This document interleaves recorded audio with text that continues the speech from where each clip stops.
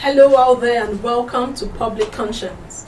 This is the anti-corruption program produced by the Progressive Impact Organization for Community Development, PRIMORG. PRIMORG is a civil society group with a mandate to promote good governance, participation and accountability in Nigeria. I am Adaobi Obiabumo with Chidozie Ogbonnaya. Welcome to the program.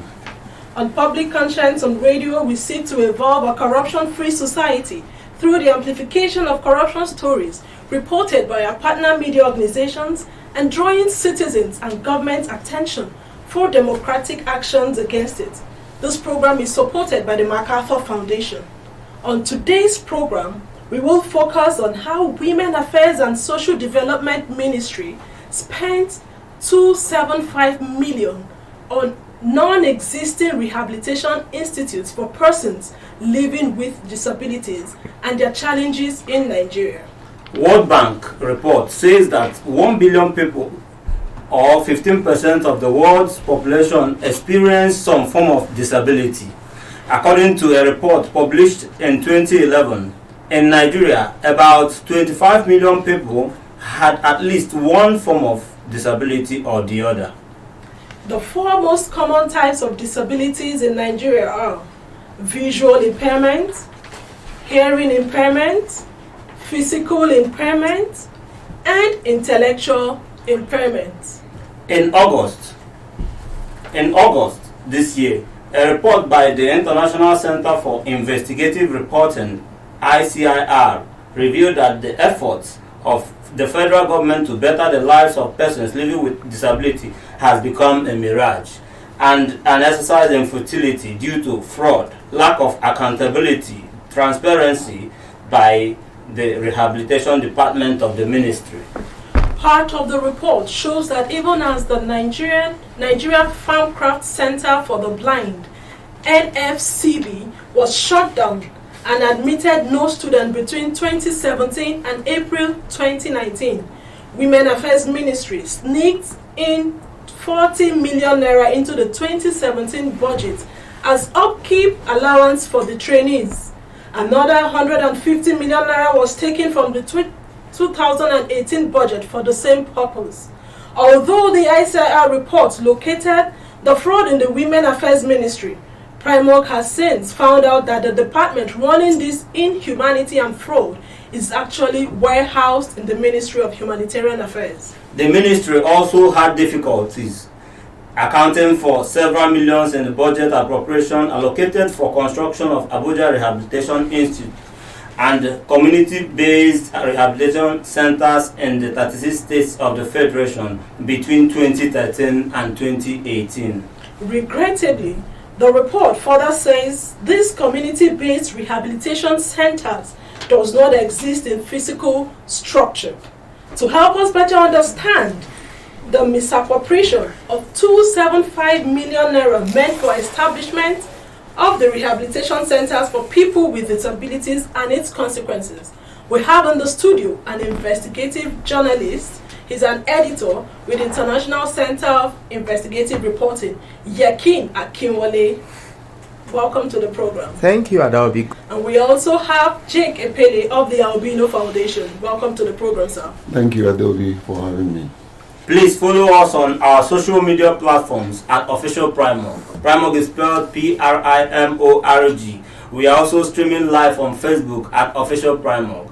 And you can watch our videos on PRIMORG TV, our YouTube channel. PRIMORG TV, that is our YouTube channel.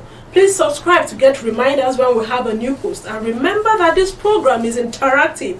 You can send us a message on 0902-265-6167. That is 09022656167. This number is for messages only. You can begin to send your message. Back to our guest in the studio. Mr. Yakin, I'll start with you. We would like you to tell us what motivated your organization, ICIR, to go into this report. Thank you so much, Adaobi, for this question. If you look around, you see that you have so many people in the country that are having one form of physical challenges or another. and as bona fide members of the country, bona fide citizens of Nigeria, they also deserve some special attention, special care by the government. And because there's also a bill that is taking care of the needs of this category of people, so it is very important to also see as a media outfit that is dedicated to investigative reporting to see how much government has actually committed into taking care of the interest of these people. So we decided to look at, since there's a department in the Federal Ministry of Women Affairs that is into rehabilitation, let us see how much or what has been put in place to take care of people with special needs. And that was how we started. It might also interest you that the journalist who took this report is somebody that is visual impairment, but is always at the forefront of fighting for the interest of people with no physical needs. So we decided to look through the records and see what has been done and what has not been done. And lo and behold, we found out that between 2013 and 2018, a lot of money has been budgeted and has also been spent, but there's no evidence to show that this money has been judiciously used. That is what informed what we did. Okay, you talked about the bill.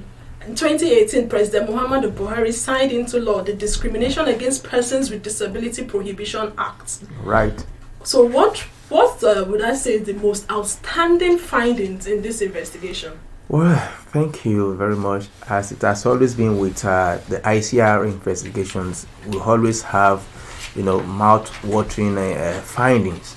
It might interest you that let me start by saying that people in public offices do often forget that the position they hold it in trust for members of the public, and they have the duty to be responsible to the member of the society. What does that mean? When we set out to do this investigation, we wrote quite a number of Freedom of Information requests, FOI requests, which allows public office holders to disclose proactively information about their offices, what they do. And the Act says that as a citizen, you have the right, regardless of your sex, your faith, your political leaning, to request for such information that is not actually limited by the Constitution, by the law, and without necessarily even stating what you need the information for. So for this particular story, we wrote about 2 times to the ministry involved, and we did not get any response. That is one. It's so appalling that despite the existing of Freedom of Information Act signed by law, by the government, recognized by law, we still have public office holders who do not respect the letters of the act. It is so terrible. So the ministry did not respond to, as you can see in the report, yes, not once, not twice, that we wrote the letter and it was not honored.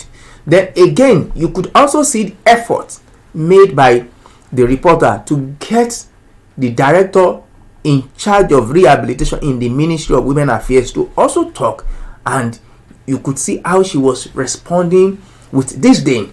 Let me use the word disdain for the reporter. It shows that some people in public offices do also know accord journalists the kind of recognition that they needed to be given as a critical stakeholder in the project Nigeria. It's so sad. Sorry to jump in there.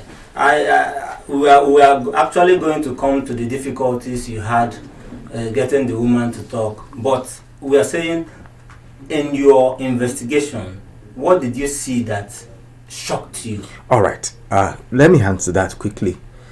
We found out that between 2013 and 2018, the ministry has repeatedly budgeted for a non-existing federal rehabilitation institute, and each time the budget is made, there's always a capital release, and by capital release it means that money is given for the execution of the project. Yeah. So from 2013 to 2018, 275 million was actually released for that project. But unfortunately, in reality, the project does not exist. At least it was not executed. If there is a plot allocated for that purpose, you could go there and say, yes, this is the building. But as we talk, there's no structure.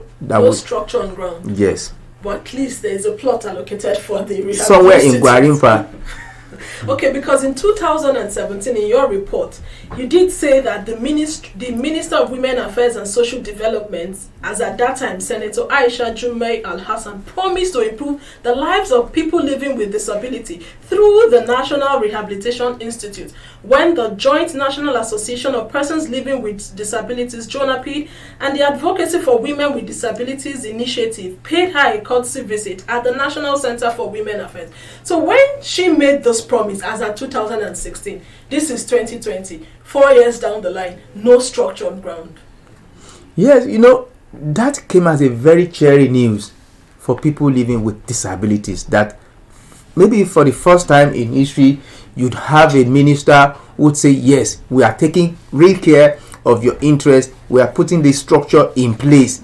So they had looked forward to seeing that project being executed. But all along, as I said earlier, the project keeps coming up in the capital and recurrent expenditure of the ministry, and fund was also being released. But in actual sense, the money was diverted for something else, but not for that as institute. Okay, let's go to your challenges, your time with the woman in question, because according to your report, lack of cooperation by the Director of Rehabilitation at the Federal Ministry of Women Affairs and Social Development, Nkechi Onwukwe, made the investigation difficult. So tell us her involvement and other challenges you had facing during the investigation. It seems to me that people who are in public offices, when they are approached by members of the public and of course by journalists requesting for one information or the other, think that they are doing you a favor, which ordinarily this information should be available to the public. That is even backed by the law. Yeah, that is what the law says in the first instance, that this is an information that should be proactively made available in the public domain without people asking for it. That is the letter of transparency and accountability in governance, without people even asking for it. When you log on to their website, these are what you should ordinarily come across.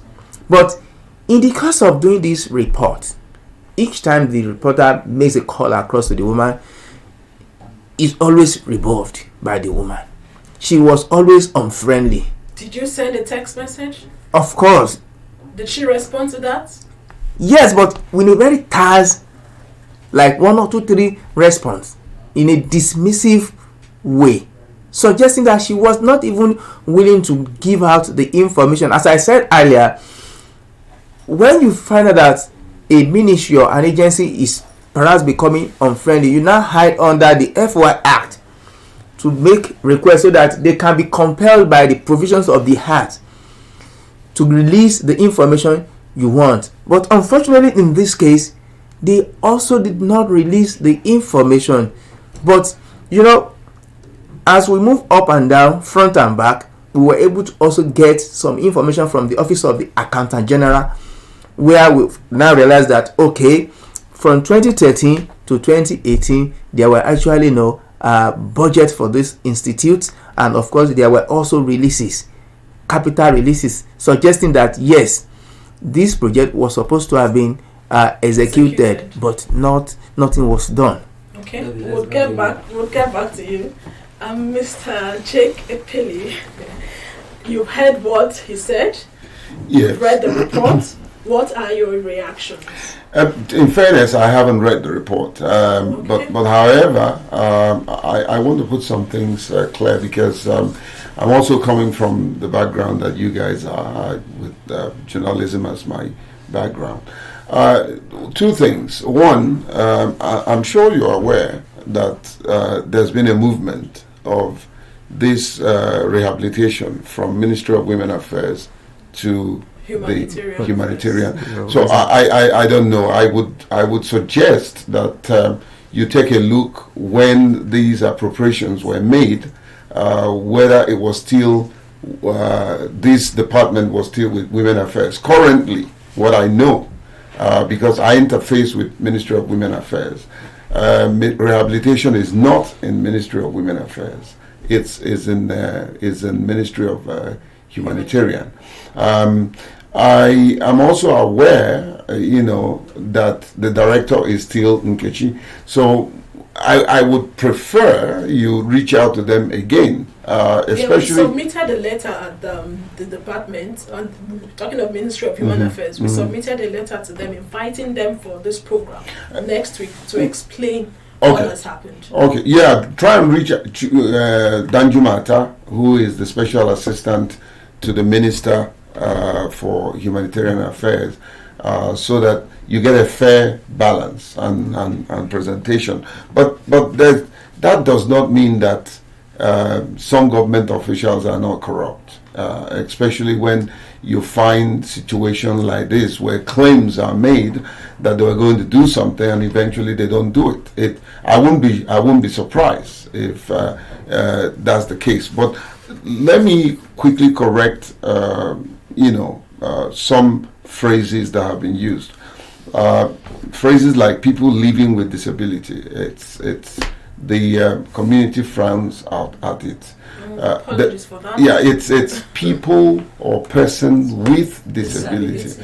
When you say people living with disability, you're simply saying that we are going to stay with our condition for the rest of our life.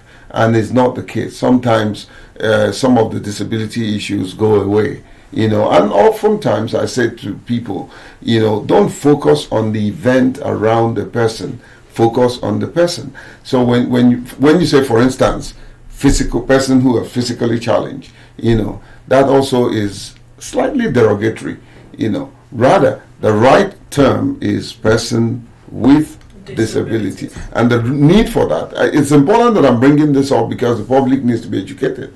The reason for that is that at this point in time, you're putting the condition, you're putting the person before the condition, and I think it's the most respectful thing to do. I'm a person with albinism. I'm not an albino. I'm not a person living with albinism. I'm a person with albinism. And I'm very proud to be a person with albinism.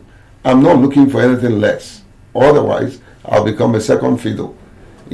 I thank God every day for making me a person with albinism.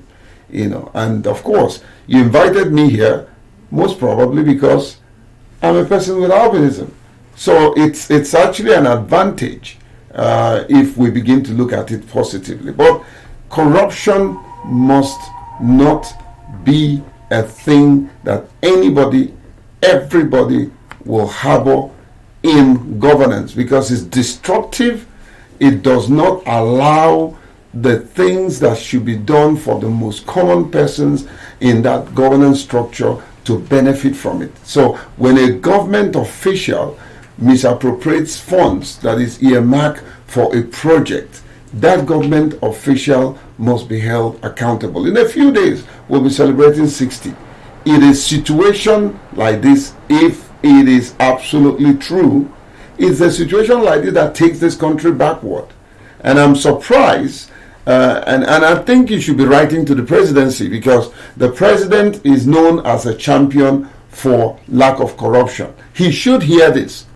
If it turns out to be absolutely true, I'm not discrediting your report. I'm not also in support of them, but however, get a fair, balanced report and then pursue it to a conclusive and a logical conclusion. Like I said earlier, we had written to the ministry, so we are hopeful that by next week they'll be here on the program. Going forward, could you please speak generally on the other challenges affecting people with disabilities?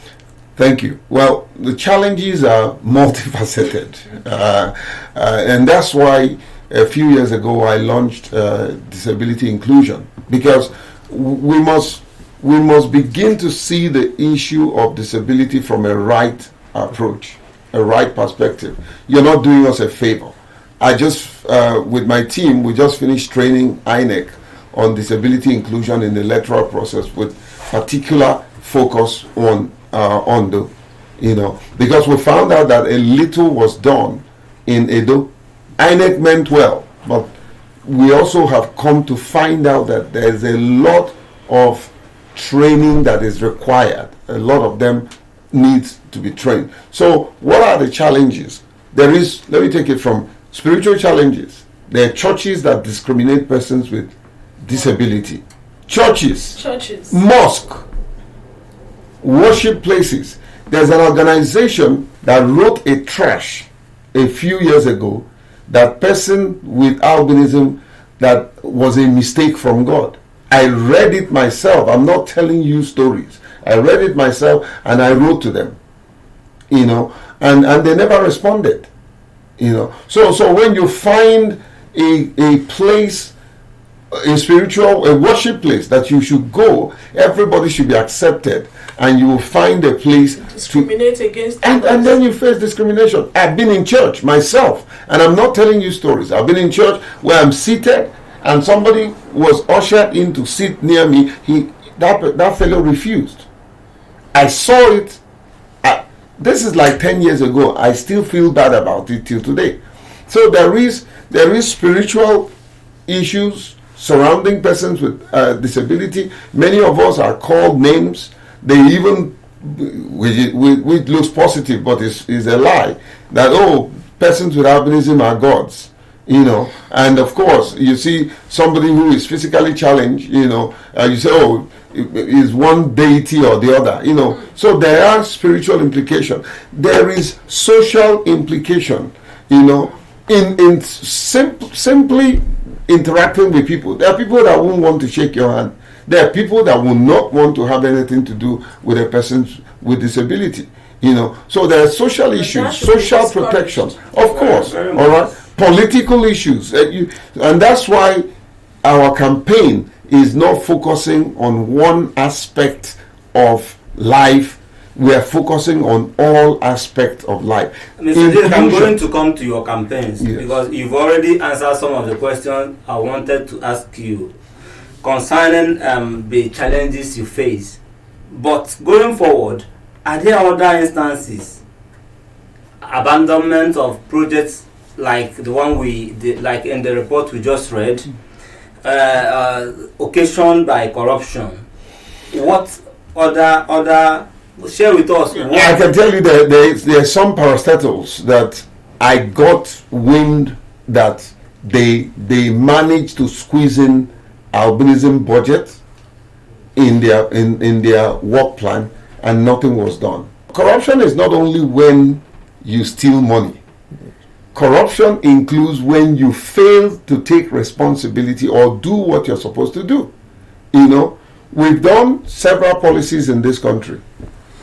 National albinism policy is the first policy in the whole world. Nigeria was the first. And that's why today I have a spot in the United Nations. I'm a United Nations albinism champion. And so we did that report that is all over the world celebrated. Nigeria is still struggling to present that report. I've gone around several ministries begging for us to be included in the budget so that the work plan of that report can be carried out. It's been done for the first time. It's been done the second time. It's been reversed. And when you got the wind of people squeezing in albinism projects and never did anything, what did you as a champion, and you have a foundation that you are championing, what did you do about it? I have gone to some of them. I've made direct interactions with the chief executives. Don't worry, we'll do something, and nothing was never done. You say, the next thing I probably would have done is to seek litigation, but don't forget that we are not a government agency. We're a small but growing organization, and albinism is still an issue that have not been captured in most social development framework. So we struggle getting a intervention and the funds. Thank God, the biggest and the best organization that had come to the rescue of persons with albinism is the European Union. They are actually one of the first albinism group globally that the European Union funded and is still funding. Okay. You know, so there are a number of issues. There are issues where you hear from the grapevine, and of course you can't get. And I don't like to pursue non-evidence-based advocacy or intervention. You know, I can't get hold of that information.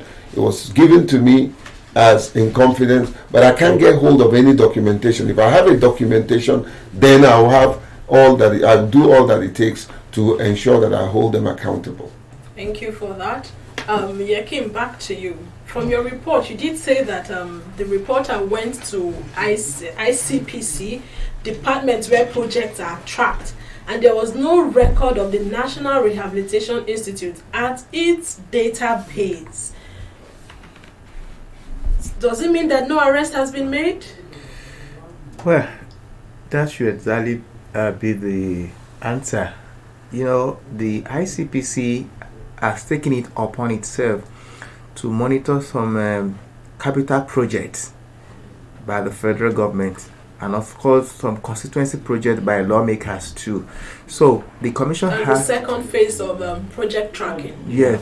So the commission has a data bank of projects across the country that they are tracking. So during the course of doing this report, the journalists went there, as you rightly said, and they found out that this particular Federal Rehabilitation Institute is not captured on their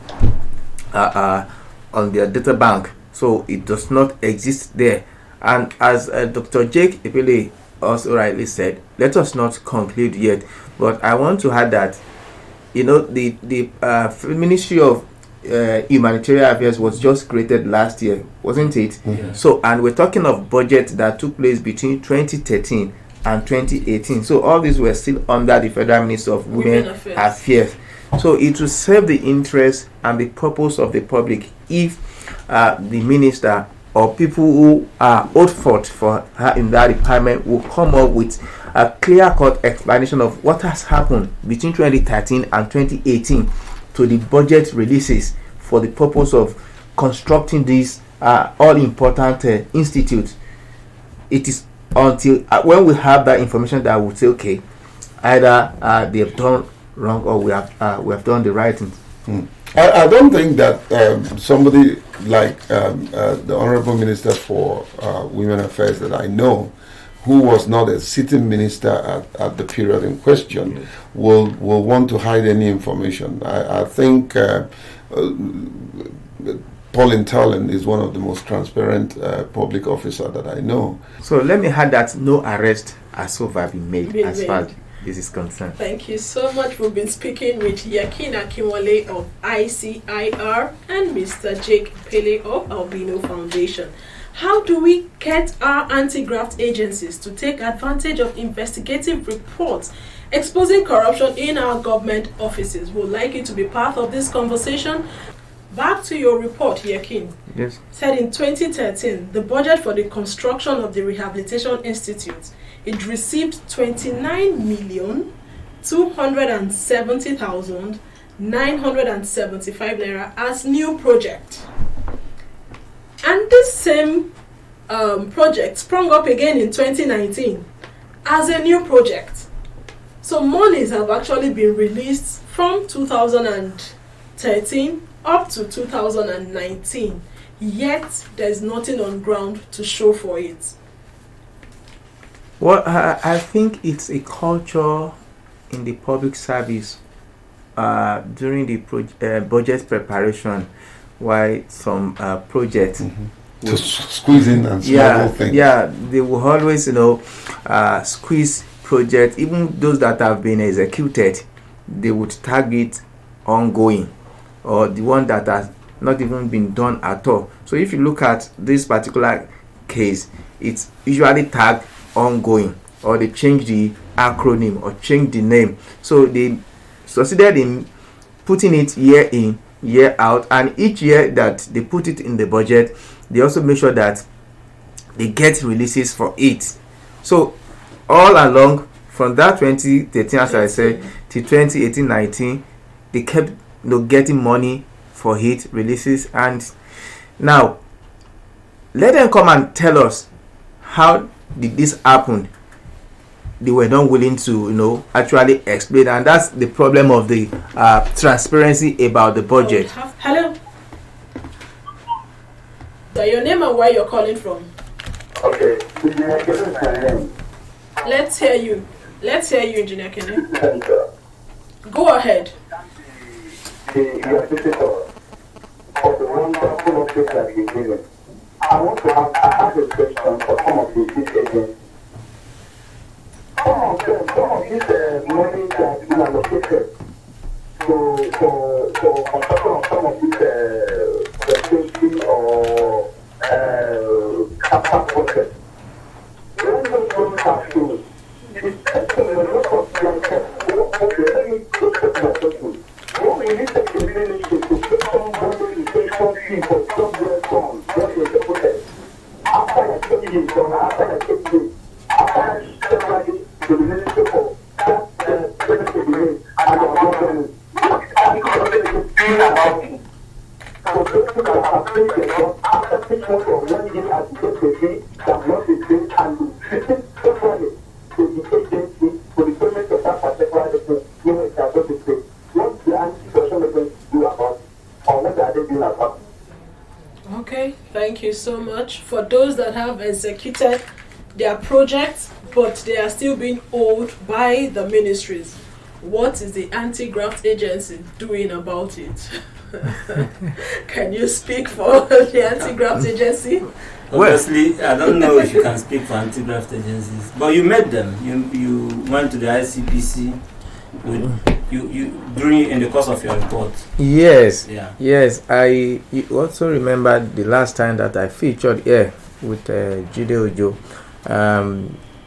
He rightly said that, for instance, the EFCC on their own take up some cases. Why the ICPC, you have to write a petition to them for them to be able to run after some of these cases. So if, for instance, you are a contractor, you've executed a project and you have not been paid, or there's any default on the part of the government, I think the right thing is to write a petition. So the ICPC? Yes, to the anti-corruption agencies. You can also petition the EFCC, then they pick up your case. That is the starting point.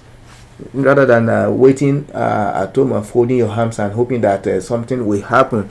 The anti-corruption agencies, they have their hands full. They have so many issues to address. But if you do your own part by writing a petition, then it will be on record that you have started a process. So if they don't respond almost immediately, you write a reminder. Yes, you follow up with a reminder. That's how it works. Okay, let me come to Dr. Jake, because you know these things more like we can be here analyzing, but you know this better. What is the impact of corruption of this kind on the lives of people with disability? Well, it's the most downtrodden suffers the impact, because these individuals corner these resources and put it in their bank, most of them in foreign bank, or others they stack it at home. In most cases they bury it, and in other cases they give it to their children, who spends it anyhow, buy expensive cars, buy expensive houses. You'll be shocked.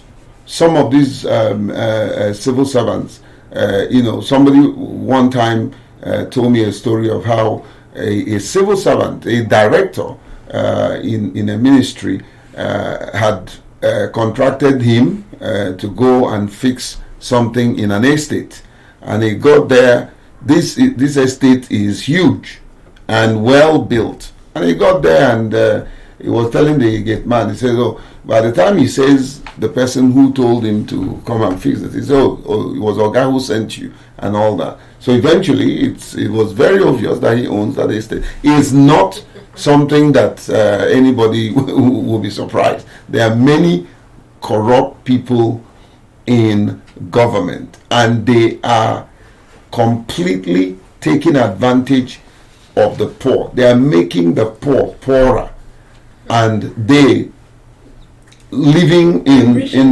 yes, and in affluence. And this report is out there, and other reports, Accountant General, Auditor General report is out there, staring in the faces of the government to prosecute or bring to question. You're talking about EFCC, my brother. I didn't need to cut you short. EFCC will quickly run after you and I, that are private individuals. Go and report to them about a minister or a government official. They will not. They will. Even the EFCC themselves are corrupt. So how can you use corruption to heal corruption? It's practically impossible. Not all of them, though, but there are many of them that don't have any business being there. At a time we are fighting corruption tooth and nail, because that is on the mantra which the current administration came in. Why do you think there's laissez-faire attitude to tackling corruption when these reports come out? Reports are out there. I can tell you one thing. I don't speak for government. I don't work for them. I will never want to work for them. One thing I can tell you is that the president means well. He wants to fight corruption, but unfortunately there are too many corrupt people around him that will not allow him to fight. Most of the thing that is happening, the old man don't know. He doesn't know. But the ball stops at his table. Oh yeah, the ball. I run an organization. There are things that have happened of late, even in my small place, that I found out that, hey, I should have known better. You understand? But then the important thing is, how willing are you to take steps to correct those things?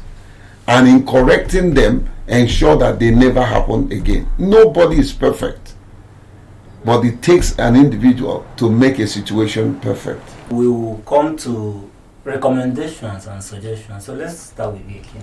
Yeah, Kim, yes. All right.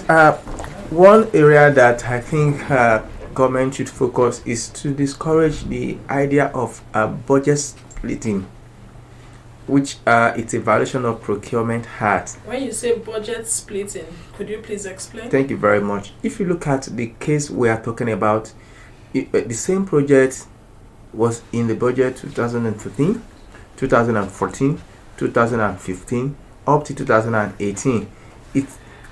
We see it as a deliberate ploy on the part of who designed the budget, to continue to make it appear as if it's a new budget or a project, so that they continue to be having money, giving it different name, different acronym from. Meanwhile, it's the same budget. It's a project. Yes. So it's a project that could have been in this year budget and could have been executed the following year when capital releases are made. But if you look at it, it seems to be to have been deliberately splitted. So that should be avoided in all the way possible by the government. It happens in almost all the ministry, not just in the Ministry of Women Affairs. It's a way by which civil servants who are in charge of designing the budget, get their own cut from the budget. And when that happens, the ordinary Nigeria, who are supposed to be the direct beneficiaries of all this project, suffer the most, because the project ended not being executed. If the people who are supposed to benefit from this rehabilitation institute, if the project has been executed, you can imagine the number of people that would have taken care of their needs. Now it's nowhere to be found, and people are still languishing. Your report even said that when they were at home, when the center was shut down, that monies were paid for allowances for trainees. Of the trainees who never existed. That is another problem. It's crazy. So It's crazy. It's very worrisome when these kind of things are coming to the public ear, and the government that you think should take action. We have a National Assembly that has oversight function on this ministry, also not taking action. They couldn't have feigned ignorance of this kind of report, because you also have committees at the House of Rep and the Senate, who are designated into performing oversight functions on this ministry. They have not taken any action. You also have a home minister that also superintends the ministry, that should also have the buck stops on his or her table, who should have also taken action. Then let us also come to the anti-corruption agency. You have the EFCC, you have the ICPC, you have the Bureau of Public Procurement, who also serve in a way as an anti-corruption agency that ought to have seen all this infraction, and they are expected to have taken action. Nothing has been done. I think for member of the public to take the government serious, to take its agency serious in the fight against corruption, must need to be done. They must be seen to be up and doing, especially when people are making noise, people are pointing out areas where there are noticeable infractions, that they should take action. When as Dr. Jake said, it is only ordinary individuals, ordinary citizens. Yesterday we were reading in the news of a woman who was sentenced to 98 years in jail for stealing a 46 million or thereabout as a money transfer operator. Yeah, in one of the big banks. And people reacted on social media that it was because it's just an ordinary woman. That how many politicians, how many civil servants who have stolen billions have actually been prosecuted, have been given lifetime imprisonment. So it's a wake-up call to the anti-corruption agency, to the government itself, to those who are in power, to be alive to their responsibility. If the Nigerians and of course the global community will take us serious, you realize that in the global ranking of the budget transparency, Nigeria ranked 97 out of 117 countries that were examined. It's not too good. It's not good at all. So, well, by way of recommendation, you've spoken so well, and I agree with you about what government and the anti-corruption agencies should do and all that. I think the problem is when you're running a country or organization and you're not willing to be open and accountable. Even when the issues are not there, people will assume they are there. It goes back to running a transparent and accountable organization. I always use my small organization as an example. We just released our 2019 annual report and account, and I sent it to everybody. Yes. Yeah. I said, please give me your number, I'll send it to you. You have a right to look into it and ask me question. I run the organization. I get individuals once in a while send money and say we want to support the work you do. It is my responsibility, even when they don't need it. I'll tell you the import of that. There was one of our donors that I sent an annual report by 2 a.m. By 3 a.m., he sent me a text and asked me, send me the foundation account number. And I gave him, and he sent us money. Why? He said, this is a very good way to run an organization. So transparency is not there. Let me also hold us accountable. Us, the civil society, many of us have been compromised. When you have an opportunity to hold an officer accountable, many of them come behind and say, oh, please, I was monitoring an election, and a cousin of mine, who was on the other one of the camp, had called me and said, look, we have something for your community. I turned off my phone. At the end of that exercise, my cousin goes and say, look, this is your life. You understand? And he says, he told them, said, this man will never come to us. He will not. I'm not making myself holier than thou. You understand? But I'm telling you, these things, if we begin to do them in a small corner, it will add up. If we begin to hold people accountable, eventually they will be accountable. Hold leaders. Yes, exactly. Because you see, if we keep, there's a saying that when good man keeps quiet, evil will thrive. And I think that is it. And I thank God for what you're doing, your organization and the work. The media is a very powerful tool. And don't also forget that some of even the investigative journalists have also been compromised. By the time they get into the nitty-gritty of these things and discover that there is a red flag, they call them and pat them in the back and say, my brother, I remember a friend of mine who runs a very open organization interested in budgeting, how he went to see a government official and they carried Ghana must go full of money and said, Hamza, my friend, and said, the guy left and ran away. Okay, thank you so much. So from what you said, transparency is key, and as citizens, we should learn to hold our leaders to account. Let's continue talking and hope that we get there. Please visit the news page of our website, news.primorg.org. That is news.primorg.org. For all the details of our reports and interviews, visit our website, primorg.org, to get all the reports and information about Primorg. We appreciate our guests, Yakim Akinwale of ICIR and Mr. Jake Ekpele of the Albino Foundation. Thank you so much. Thank you so much. Thank you so much. It's great being here again. Public Conscience is supported by John T. and Catherine The MacArthur Foundation, committed to building a more just, verdant and peaceful world. Get more information about the foundation at its website, macfound.org. So join us here next week for another episode of Public Conscience, and remember to follow us on our social media platforms on Twitter, Facebook and Instagram at Official Primorg. I am Chidozie Obunnaya. Next week, let's hope that we would have representatives from the Ministry of Women Affairs and Social Development, as well as a representative from the Ministry of Humanitarian Affairs.